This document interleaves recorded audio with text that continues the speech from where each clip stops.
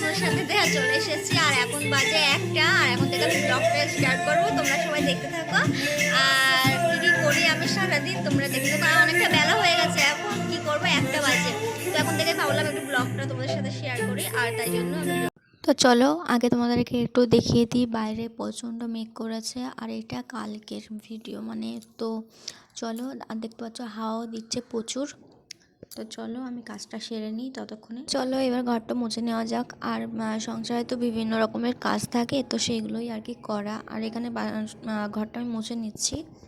তো তোমাদেরকে আর একটু দেখিয়ে দিই যে কারণ আমাদের বাড়ির সামনে দুটো কাঁঠাল গাছে এবার অনেক কাঁঠাল হয়েছে। আর তোমাদেরকে একটু দেখিয়ে দিয়েছিলাম যে আরও প্রচুর মেঘ করেছে, তোমরা বুঝতে পারছো কি না। চলো তারপর আমি বাসনটা তাড়াতাড়ি করে মেজে নিই কারণ বৃষ্টি আসার সম্ভাবনা আছে। আর তোমাদেরকে আমি বলছি যে বাইরে প্রচণ্ড হাওয়া দিচ্ছে আর কি, কখন বৃষ্টি নেমে আসে তার আগে আমাকে কাজটা কমপ্লিট করতে হবে। তারপরে আমি ঠাকুরের বাসনটা মেজে নিচ্ছি আর তোমাদের সাথে এটা বলছিলাম যে খুব প্রচণ্ড হাওয়া দিচ্ছে।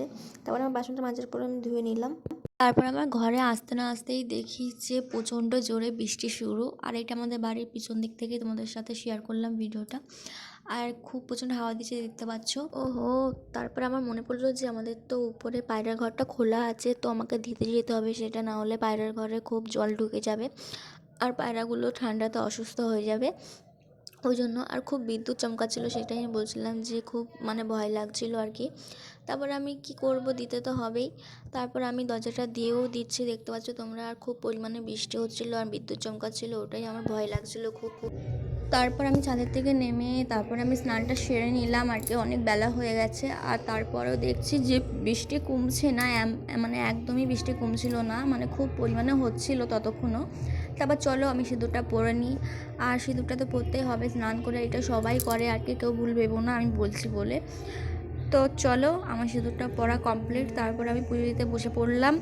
আর আজকে বৃহস্পতিবার যেহেতু আজকে ঘট পাততে হবে, আর সব বৃহস্পতিবারেই আমি করি প্রত্যেকটা বৃহস্পতিবার।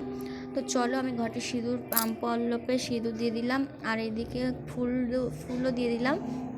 তো চলো আর এটা লক্ষ্মী ঠাকুরের সামনে আমি বসাবো এখন। আর তারপরে আমি সব রেডি করে নিচ্ছি। আর তো এবার আমি চলো বসিয়ে ফেললাম। আর তারপরে আমি একটু সব কিছু দিয়ে দিলাম প্রসাদে।